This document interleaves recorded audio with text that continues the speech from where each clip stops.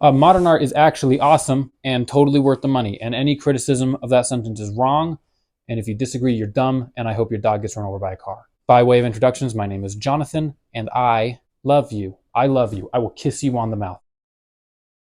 I've seen a lot of people criticize modern art in my life, which, point number one, this is modern art. This is Nighthawks, Edward Hopper, 1935. This is a piece of modern art.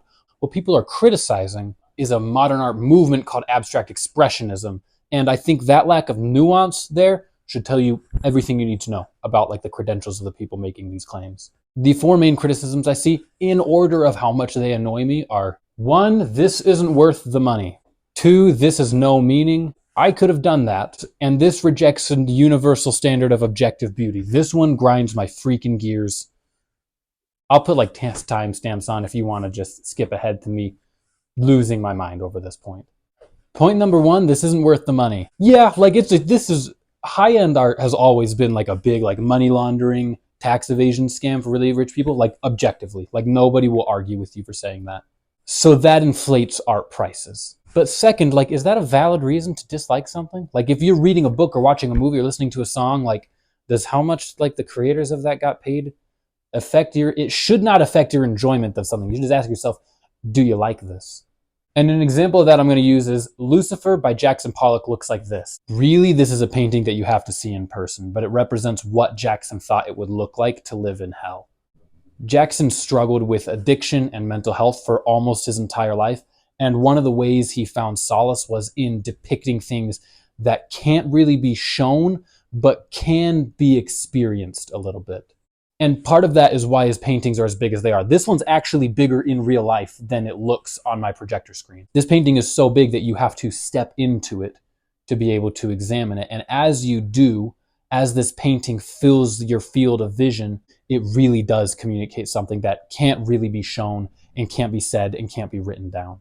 This painting reaches for the ineffable. And in my opinion, it gets us most of the way. So this painting was made as a gift for a friend. Gave it to him for free. Decades later, it sold for $61.2 million. And I'm going to be very bold and venture that you probably don't hate this painting now as much as you did 3 minutes ago when you clicked on this video.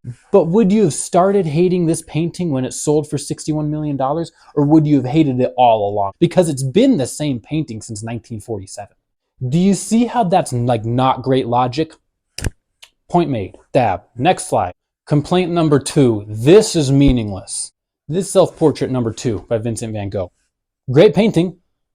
What does it mean? It means Vincent liked to paint and he didn't have very many friends that could model for him, so he painted a lot of self-portraits. That is what this painting means. After the bullfight, Mary Corset. What does this painting mean? It means like bullfighters are cool. Artists don't owe you meaning, just like you don't owe them your approval. Most art isn't that deep, just like most books aren't that deep and most songs aren't that deep, because most of life like just isn't that deep. Last painting. Beached fishing boats, Jules Achille Noel. What does this mean? Nothing. It's a beautiful painting, but you can't tell me that this painting has any meaning, that this doesn't. Neither of these paintings has like a super deep and profound meaning, because most of life isn't that deep and profound, and that's actually awesome, and someday I'll make a video about that. Third point. I could have done that. There's actually everybody's favorite YouTube channel, PragerUu, did a video on this where they had a guy, Dennis Prager, and his like grandkids made like some paintings, and they had a guy go out on the street and like try to convince people that it was like cool, like ahead of the curve modern art, and like nobody fell for it. I don't know why I put the link here. I was gonna play it or look it up. It's like 4 minutes long. And it's kind of goofy. I enjoyed it. Okay, I'm gonna show you 2 paintings, and I want you to tell me which one of these is a groundbreaking, boundary-pushing piece of artistic history, and which one of these was made by Dennis Prager and his 2-year-old grandson in an afternoon. What do you think? Take a guess. If you can't tell, I'm a little bit concerned. If you can't tell, maybe get your eyes checked. I'm a little bit concerned.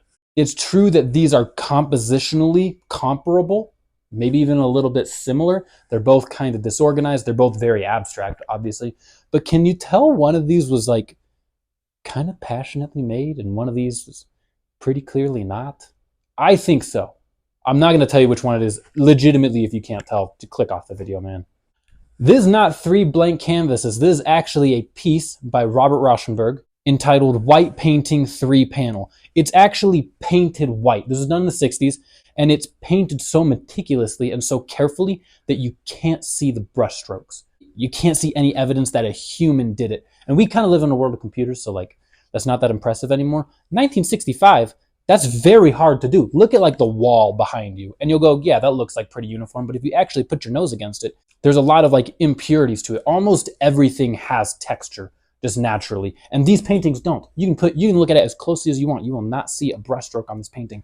That's very hard and kind of impressive. Okay, last piece. This is called Who's Afraid of Red, Yellow, and Blue by Barnett Newman. It hung in a museum in Amsterdam that I am not even going to try to pronounce, from 1968 to 1986, when it was murdered by a man named Gerald van Blanderen. What he did is he took a box cutter with him to the museum, and like when there was no security around, he cut these big like squares out of the painting and he murdered it. Like, so he went to jail, obviously. Then museum curators had this problem of they wanted this painting restored, so they hired an artist.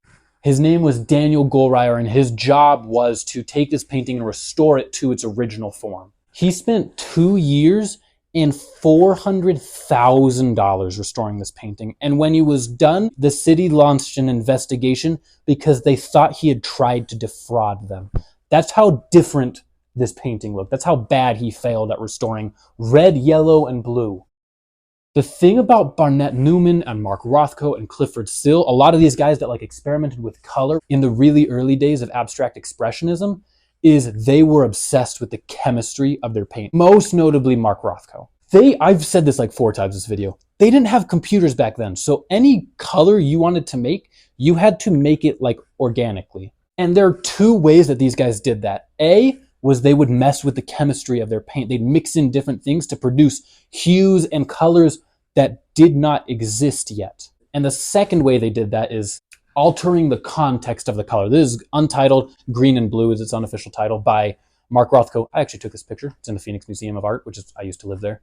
But by showing these colors in the context of this blue with this green on either side of it, it brings out qualities in the blue that would be different if it was pink or orange or red. So it's true, this painting is just red, yellow, and blue. It's actually 99% red, but I'm actually very confident in saying you could not have done that. 4th and final point, this rejects a universal standard of objective beauty. The idea that there's ever been a universal standard of objective beauty is total fabrication. There is absolutely no truth to that. What's good art and what's bad art has never not been a subject of controversy. There was no universal standard that the masters of the Renaissance appealed to other than self-imposed ones. There's no ideal painting that they discovered and tried to replicate. They didn't like discover the rules of good art. And even if they did, like, suck my balls. You didn't invent art. Michelangelo was great, but like we don't have to care. I don't have to care what he thought. I just like some of his sculptures. Nobody owns art. Like nobody gets to decide what's good art and what's bad art. And if you're willing or want to have the responsibility of what you think is good and what you think is bad pushed off to someone else, you don't deserve to enjoy art because you're not putting in the work. Conclusion, I love Taylor Swift's Speak Now because it reminds me of growing up with my older sister. And I love The Sunset Limited by Cormac McCarthy because the discussions the characters have about what's right and what's wrong and our place in the universe are things that I still think about almost every day. And I love The Kiss by Gustav Klimt because I know what this is like. And I've never seen a piece of art that communicates the intensity of a moment like this with so much clarity and passion. The common thread here is I looked at these pieces of art and I asked myself, what do I think? And do I like this? And if we adopt a universal standard of objective value, we're taking that question out of our hands and putting it into the hands of a grading system and letting it make that decision for us. The lack of objectivity is what leaves room for humans to connect to art. And if we lose the ability to connect to art, we're kind of losing the point of art. Thanks for watching.